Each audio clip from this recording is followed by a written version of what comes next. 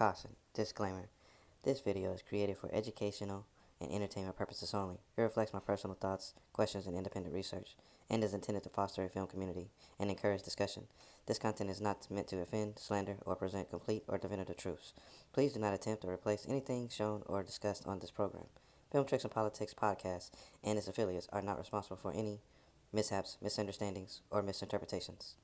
All opinions expressed by a guest are their own and do not reflect the views of Blackjack TV, its content, or the Film Tricks and Politics podcast. Enjoy the show, engage respectfully, and be entertained.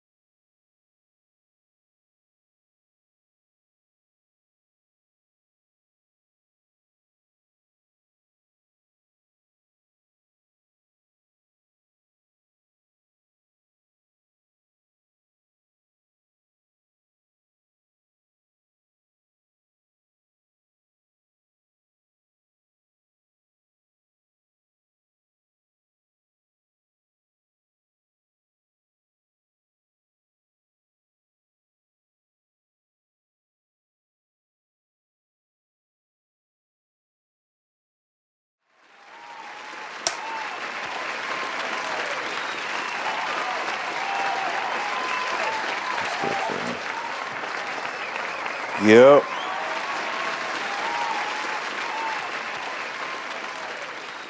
Hey, what's up, yo? Hey, y'all still hanging with us? We chilling. We just got done talking about. No, we was watching the video, dress code. We'll talk about, dress code of. I don't know why. This conversation seems like it comes up every not 6 months, every year and a half, 2 years. It comes up about how we dress and where we dress, how we dress. In Houston, they say if you come here, don't leave on Sunday because Sunday, the brunch, the food areas is crazy that's where you want to be at. So if you plan your trip out of town, you may want to just come Saturday and leave Tuesday morning, okay? Maybe Monday evening. But we used to have Turkey Leg Hut. We used to have Turkey Leg Hut. It's not here anymore. We will have a whole other show about that. Jeez. But they came out with a dress code because people were kind of dressing kind of scantily, kind of crazily and all that stuff. Oh yeah. I used to drive by there, yeah. But that's okay, Turkey Leg Hut, we live here. Turkey Leg Hut is like, it's a whole street. It's kind of like a bunch of tents that were put together. And then there's like an inside, like eating area. It's a restaurant. It's a restaurant. No, it's a restaurant, but it's like covered outside seating area. Yeah, for sure.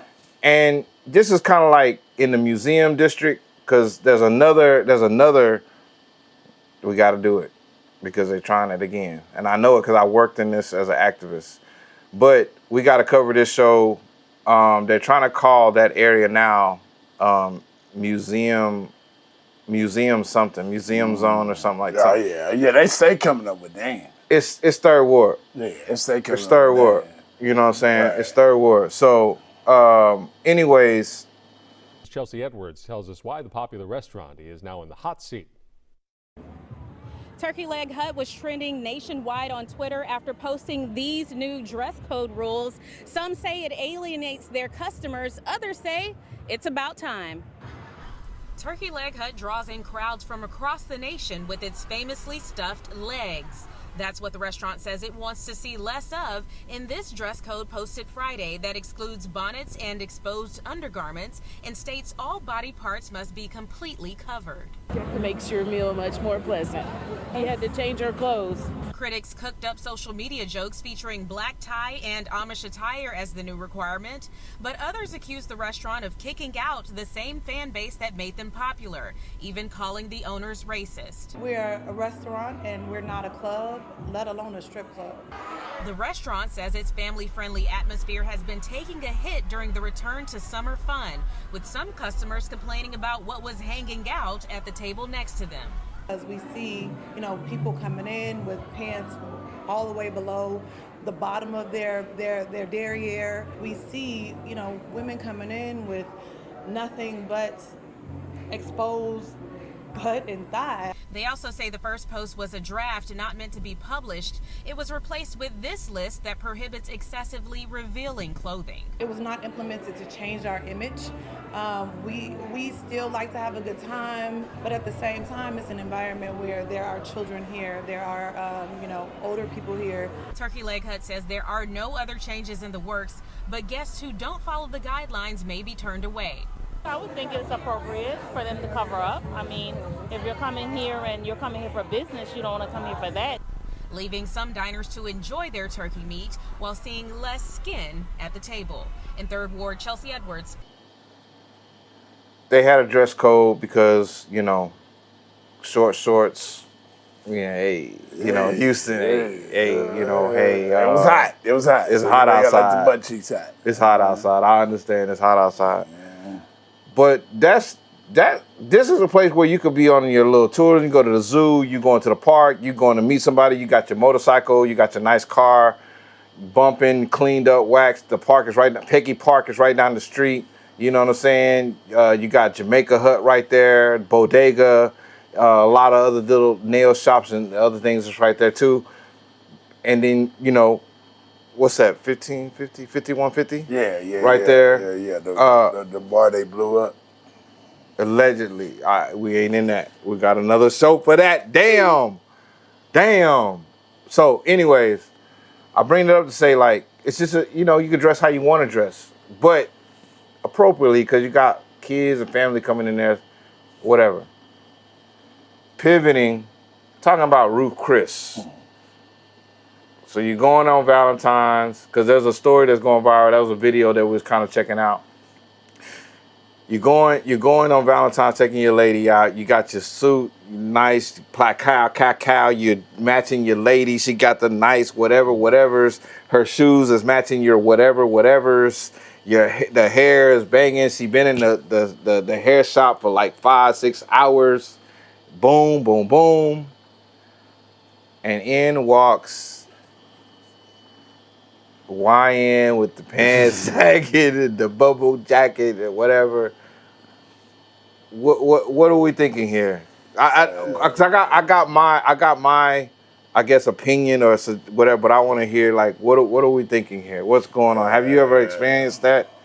And y'all put it in the chat. Y'all put it in the chat in the TikTok. Y'all put it in the chat too. Hey, if y'all experience going out to eat somewhere where you dressed up, because this is Ruth Chris. Yeah. You dressed up to take your lady out, your man out, or whatever, and you walk in and you see some people kind of dressed a little down from where you are at, and they're having a great time, living it up. And the staff seems to be okay with it, but you're like, whoa, wait a minute, okay. I mean, for me, it's like I see that kind of be both ways, because like I have been the dressed up person looking at like, man, what these people doing, and I have been the niggas that other people looking at like, oh damn, this nigga came in here, and I mean like, but keep it where you're at. Like we're using Ruth Chris, so sure, it has to be Ruth Chris, right? So can't be Benny Hanna's. Yeah, no, for can't sure. be yeah. So I mean, like for me, like I feel like when I may see black people dressed like that, the same way I feel that when I see the white dude in shorts and flip flops somewhere or whatever. You know what I'm saying? Like for me, I do think that like there is an etiquette, like when you go to certain places. Because like for me, you know, like, you know me, I'm a vibes guy. So, like, there are different vibes depending on where you go. And just like, you know what I'm saying, we may not want, you know what I'm saying, the MAGA dude in there in his hat, t-shirt, and flip-flops and shorts. You know what I'm saying? Like, I can see why people would say the same thing with brothers coming in there smelling like loud. You know what I'm saying? They can see their butt cheeks and all of those different things. You know what I'm saying? Like, I mean, for me, like, you know what I'm saying? Like, I'm on my business. So, like, what anybody else doing, you know what I'm saying, don't bother me. But at the same time, like, we grew up, like, in the era of the elders telling us to pull up our pants, you know what I'm saying, of them telling us that, like, hey, there is, like, an etiquette when you in certain places and things like that. Yeah. And, like, I feel about, like, the dress code like I feel about the N-word. Like, for me, I use the N-word all the time. You know what I mean? But at the same time, like, I understand why, like, some elders and other people, you know what I'm saying, don't like that word. And so it's kind of the same way with, like, sagging and things like that. So you're saying you wouldn't use the word around the elders? Correct. Right. Why wouldn't you use the word around the elders? Because, like I understand, like, why they feel the way they feel. They don't because, want that environment. They don't want that environment, and then also they came up in a different America where a black person couldn't be necessarily expressive with his blackness in these certain areas, and so, like, I think for a lot of them it's survival. You know what I mean? But take it back to you out to eat. You about to spend $100 on your steak. You about to spend $150 on whatever she about to get, plus the drinks. Right. Okay, and you know from what you seen is that you dress up, you get nice, and then you see, because I'm looking at, like, okay, I know why the guy that got the saggy pants and the puffy jacket coming in, because maybe they got the bread.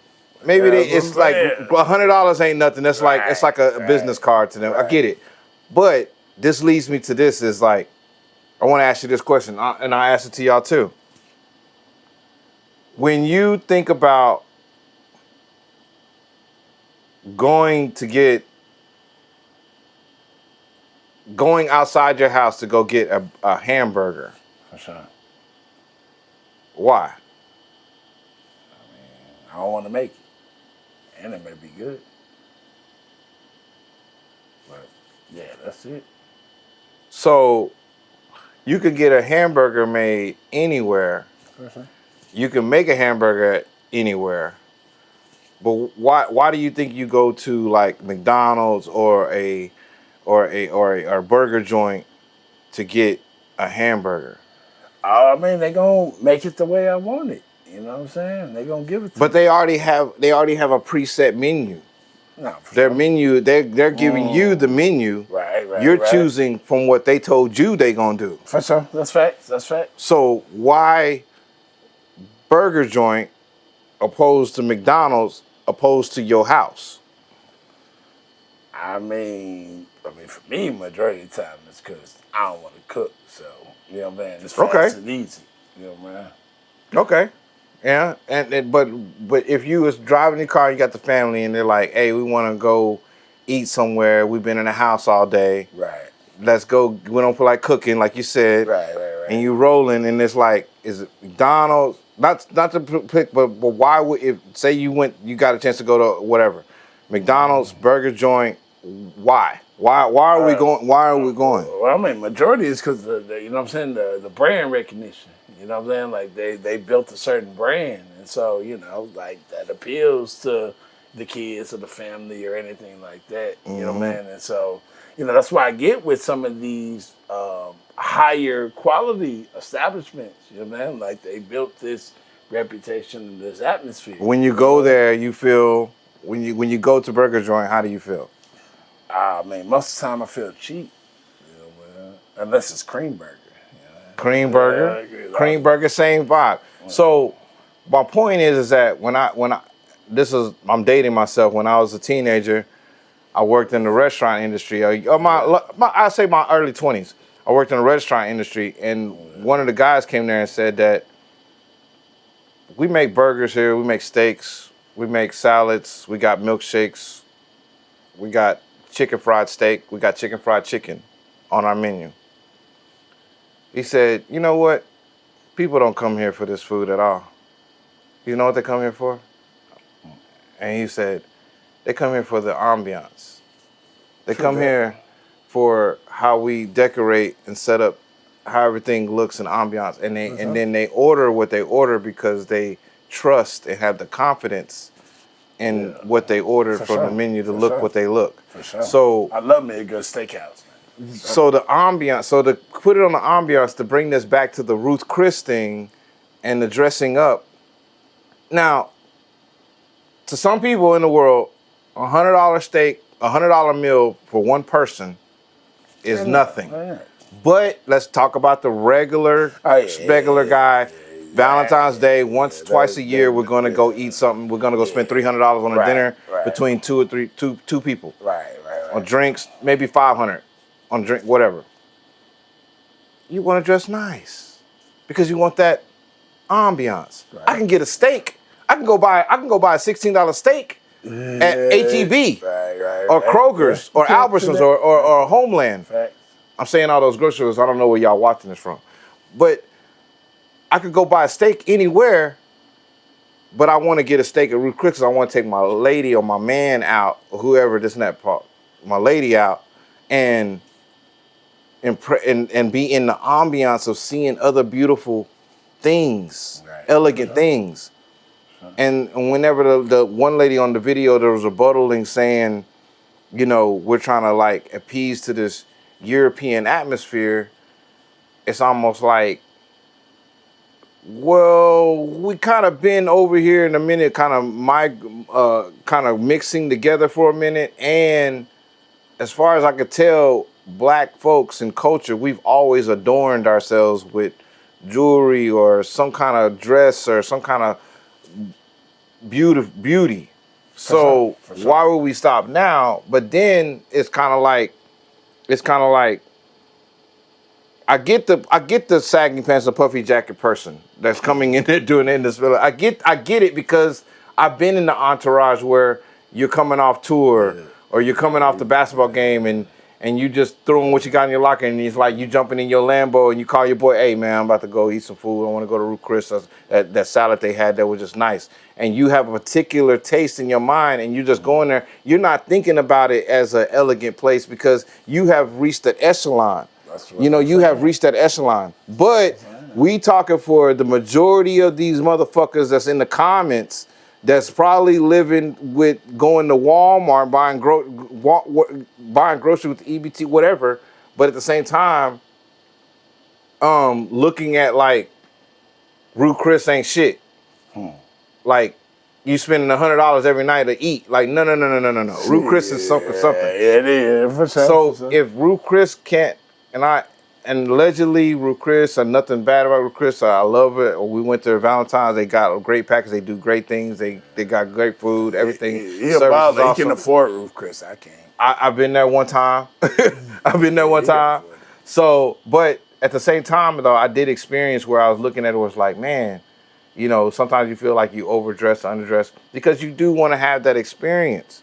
And that's what I was talking about with the other podcast show the other night when we was talking about different countries, and I was like, there's an excellence, a luxury experience that a lot of people want to have, and seeing other people dressed up is part of that. For sure. So it's like we're kind of role playing a little bit. For sure. I like dressing up. I like dressing, you know what I'm saying, and I get dressing down and feeling like it's beneath me, I don't need it, and there's some people that's like that. So I think that maybe the people who want to dress up maybe should have a little grace for those kind of people that's coming through. And maybe the people who are that maybe you kind of look at it differently and maybe kind of have something more casual chic that you can go to this kind of place and event. Understand that, like, I don't think I would dress up in a suit to go scuba diving. You know what I'm saying? Look at it like that. Right, you know, like this is an event. This is a moment, you know. I don't think I'm going to wear basketball shoes to the golf course. Right. I'm gonna get some golf shoes. Right. No, for sure. But then, you know what I'm saying, I kind of talked wrong right there. I'm sorry. No, you good. Yeah, it still just kind of get into like this whole conversation on like how we feel that like we should be presenting ourselves in public, and like there's always been the different points of views on that within our community. And so like, you know what I'm saying, you know, for me, when I may see black people out, and let's just say even if I'm at Ruth Chris and I may see some niggas nigging with whatever they got on, me personally, I'm not the one, I don't feel embarrassed for black people or anything else like that. Right, and no, so I I don't think feel that that either. I people don't feel feel that. and so like I feel that sometimes like when people try to have this conversation, it's like, oh, you're embarrassing us. And it's like, nah, I don't necessarily see that that's the case. But like one thing I can say is like I have noticed that, you know, people do treat you differently based on how you dress. You know what I'm saying? And so for me, and maybe this is my black man survival in America, like I do like to dress up when I go out to places like that. Not only because I want to have a nice time, but also I want to have a good experience for my lady. And like I know that like my blackness could disrupt that. Yeah. You know what I'm saying? Yeah. And so for me, like I'm thinking more so about like not let me dress up so I can look good for these white folks or even so that I don't embarrass black folks. It's more so that like I know that like when I do dress a certain way, I am able to maneuver through the matrix. And so in doing that, I'm able to give my lady the best experience that she deserves. You know what I mean? And so for me, a lot of times that's how I move. You know what I mean? But you know what I'm saying? Like I get the conversation, but like I said, unfortunately where it comes down to is like before it used to be, a person dressed a certain way, they're poor, they're ghetto, they don't know how to act. But a lot of times, just like you mentioned earlier, when you see some of these black folks dressed like that in a Ruth Chris or one of these famous places, these things may be ball players or somebody that got more money than all of us in Target, you know what I'm saying? So like because when he said puffy jacket, I was like, wait a minute, this doesn't sound like a kind of hip hop artist. Right. But again, you still have that element that do come in that's like, you know, the tax season, the wealthy tax season person that during tax season you're rich as fuck, and then by July it's over with. It's over with. But no, I get what you're saying. No, man, I like that conversation, that talk that we had on that. I kind of want to talk about Tyra Banks a little bit before it kind of gets old, I guess. Man. I don't know. Hey man, look here. Tyra Banks for like I'm saying this now, like man, we on the Defend Tyra campaign. And you know me, like, hey man, you know, maybe they call it my toxic masculinity or whatever the case may be. But you know, I saw all of the different talks about Tyra, and so my wife wanted to watch the documentary about her, and I was like, oh, okay, cool, because like I said, I'm majority watching YouTube, my wife watching all types of stuff, but I actually wanted to see it and check it out. And like, man, it was an eye-opening experience. And so like, I do get why people have issues with what went down on the show. Like that can never be disputed. But at the same time, like the one thing that I don't like is as time passes in 2026, people try to rewrite the narrative for what a person's intentions were. Yeah, through the lens of now. Through the lens of now. Yeah, that's unfair. You know what I'm saying? Like to me, like, and I said this to my wife. I was like, God damn, like after looking at that and after, you know, seeing Tyra's whole story, like I'm on the fence to where like I gotta defend Tyra. Like and fell to her booty on the runway in these shoes. A new model cannot fall or stumble in shoes like these.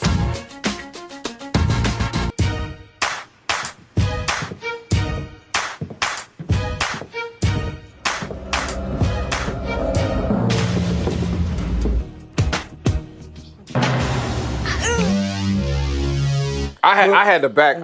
I don't defend her. I had to back up and look at the whole thing. I got to defend her because not defending what she did, but defending that they're trying to take her legacy. Oh yeah. That's the point. Okay, so okay, now they're trying to undercut her. I'm going to say to take her legacy away from her. And to be honest with y'all, see, the problem is a lot of the people talking, they wasn't outside, they wasn't living back then. Mm-hmm. Like the reality is, like, man, Tyra Banks was a fine supermodel. Nobody ever thought fine supermodels were good people. So, like, the fact of that, like, she might not have been the nicest person. Right. That ain't no surprise. That's no surprise. You know? But at the same time, I think that, like, there are people, let's just say, like her, that even though they are who they are, they still try to help in their way. And I think that America's Top Model was her trying to help in her way. Yeah. And there were a lot of different things that went off the rails. And let's just say a lot of different things that may have been done back then that we don't do now. That's what I wanted to say, because that my standpoint was not necessarily that I wouldn't defend it, because I like how you pivoted on that. It's a legacy. It's a legacy. It's a defending the legacy, because I feel like they really definitely trying to put her in that, like a soft shell of the diddler kind of vibe of like, look what she did in this time, looking through this lens, and she let this lady, almost thought that they were going to go into the grape situation with the part they had on there, but it was like, no, that young lady decided to get inebriated, and they went where they went, and things happened.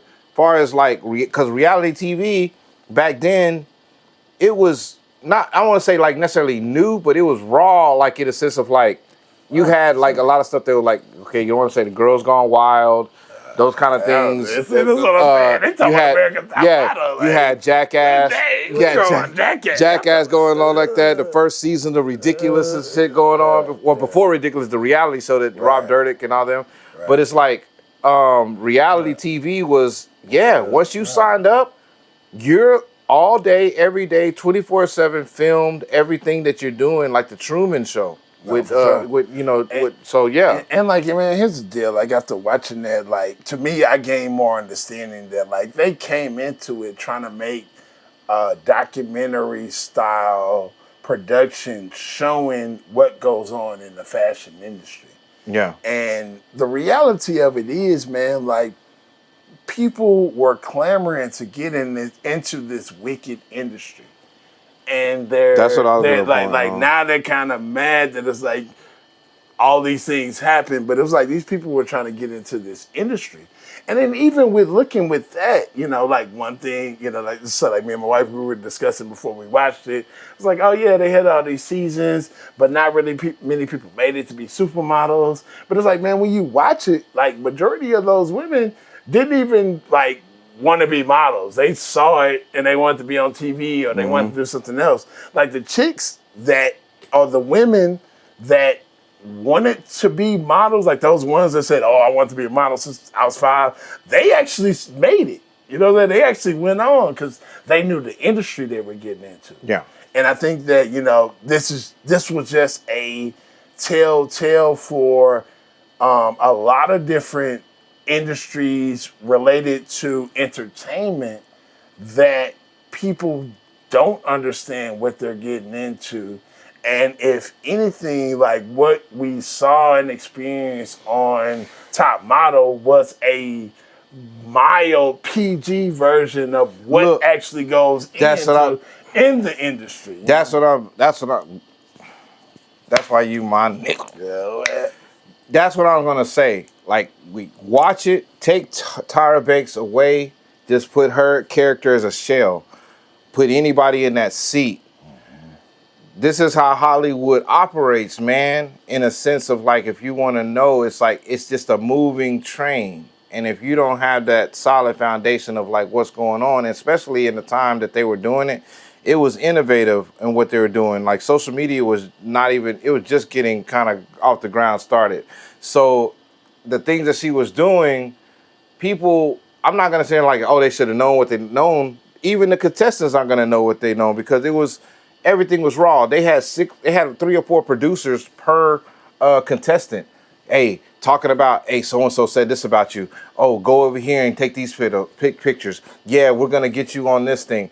And I don't think that you know, Tyra Banks them looked at it as like how we see sponsorship and brand awareness now, how we see it now, to be like, hey, maybe we should create a division for our winners and our runner-ups to kind of be the models and the faces of these products with these companies that I'm already working with. Maybe they knew it, maybe she didn't. But the thing is like everything she was doing was kind of and cutting edge. What other model done done it?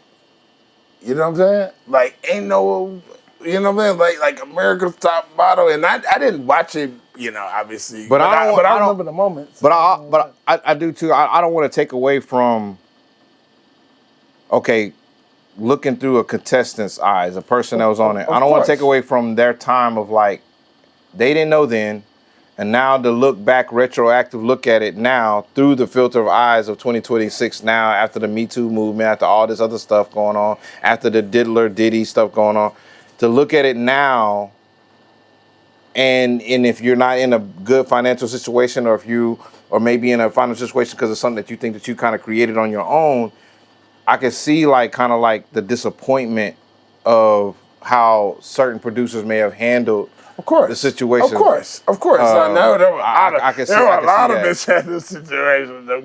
Of course. But like I said, that's what we know that. And to get those faces of Tyra Banks, those catch them. Those are like the one where she said that she wasn't part of production, but she's, you know, I know a lot of people are using the meme like she's the executive producer, and I know they go watch some things like a lot of times executive producers, they don't know the inner workings, but we do have video of her saying she edited and stuff like that, so it kind of takes away from it. But that's the only part. That's the only pushback I would give her, is in that questioning. I feel like she knew a little bit more about that situation, but at the same time, it's reality TV. No, for sure. And but now here's the deal. Like, to that. I think that she knew maybe what was going on at the time. But you know what I'm saying? Like, we didn't know the how people and careers and lives would turn out.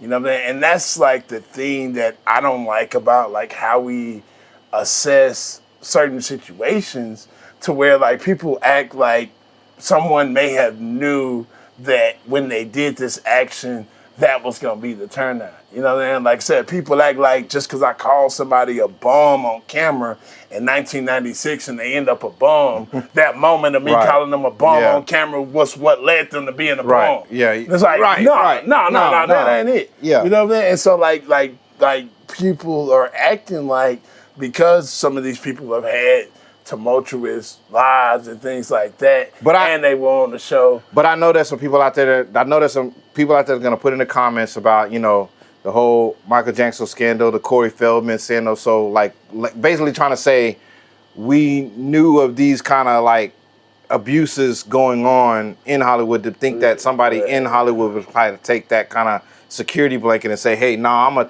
I'm doing this to try to expose models, that we could make a model and we could build a self-esteem up, but at the same time, while we're doing the show, have that cognizance to take care of the insulated. But see, here's the thing though. I think this is why I gotta defend Tyra. Because I don't think that that's fair. I think Tyra is more like Kobe. Like, I ain't finna show y'all niggas shit. Nigga, watch what I do and get on board, nigga. You know what I'm saying? Like, nobody ever said like Kobe was a great leader amongst his peers to get everybody. But what if Kobe was able to step into the executive offices of the Lakers organization? Then what? Because that's where we're looking at Tyra. She's in the executive office, and she's editing. She's editing this. She's, you know.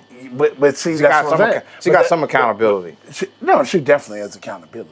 Definitely. But also, like, with that being said, like she was there in the executive pool, but like also with Tyra being a judge, and like I said, y'all could tell me if I'm wrong, like I still think that she was one of the main reasons why people were watching week to week. Yeah. To watch Tyra Banks. So she was still content and having to drive stuff and things like that. But at the same time, the company is seeing they had other top models going on in other countries, so they already seeing what those could do. But that was it may not have been doing what Tyra Banks can pull in it. For sure. For sure. That's why, For sure. And that's what they try. But that's why I go back to the Kobe mentality. And then, I think it even ties into the conversation where we were talking about earlier. Like, there were some elders that were telling us to pull up our pants, like, not necessarily because they were hating on it, but like that's the way that they know that was the help. And so let's say, like, even with the situation with, like, old girl that was dark-skinned and they were, like, Tyra, they was calling her ashy or whatever. Yeah. Like, I could see, like, Tyra being, like, the type to where, like, versus pulling someone to the side and having a little conversation. She's like, hey, man, like, you ain't gonna make no way, like, you ashy, you know what I'm saying? And that's her way of telling you, that's like, hey, this is the way that we get it, you know what I mean? But, like, it wasn't to attack your blackness or to make you feel whatever, you know what I mean? That's just like, hey, make sure y'all put y'all shea butter on. Like, make sure y'all stay right. Like, hey, I know what it takes to make the cut, and this ain't gonna make the cut, you know what I mean? Yeah. So let's, like, get with it or get out of here, you know what I mean? Like, she kind of had that. And that's what I said. That's what it was like Kobe, you know what I'm saying? Versus like a LeBron. Like, I'm going to get all my teammates involved and make people, you know what I'm saying, feel good and a part of the team, you know what I'm saying? Versus Kobe, like, nigga, you know what I'm saying? Like, nigga, follow my example or not. Like, nigga, I'm not finna show you how to work out. Like, I work out every day. Nigga, study me, and then you'll be like me. Hey, and that's it. I can see that. And so, with that being said, it's just like the totality and like I said, like, I was the one that I never thought she was a good person. But then, like I said, now for me, like, now with having this put out, I think it's like with all of us, like all of our lives, for better or for worse, like we talked about with Jesse Jackson off air, for better or for worse, you know what I'm saying? Like, once you live long enough and you're in front of the public long enough, you know, we'll be able to kind of see the whole picture. The whole person. And so, like, for me now, seeing older Tyra and knowing what that was, what she did with the Tyra show, even though it was kind of terrible, but still though, like, her making those moves as a black woman from the hood, because, like, we got to remember, like, Tyra from the hood. Yeah. You know what I mean? Like, she's not this prissy girl that came up, you know what I'm saying? Yeah. This is a hood chick that made it. Yeah. You know what I'm saying? That broke down all these barriers. And so then this is once again why I gotta be on the Defend Tyra campaign, because people acting like she didn't break down those walls and stuff like that. And it's like, what we trying to say that she did or is, like, people acting like she the devil now. And I could, like I said, I could agree with maybe she might. Was her and Will Smith the thing? I thought that maybe her and Will Smith was a thing.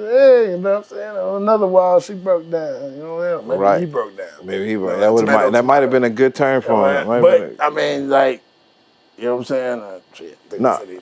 Look, man, that was great. I think we said enough on that because Tyra Banks, shout out to Defend Tyra. Shout out to Project 25, I think she said is next, or 26. Sheesh. She's gonna do it. She's in Australia, people. So let's see what's happening next. If you guys got any comments or anything, put it in the comments. I mean, if you got anything to say, put it in the comments. Let us know what's going on. Hey, I'm Kane King. This is Film Tricks and Politics. Hey, man, brother, I tune around this thing. We'll be back.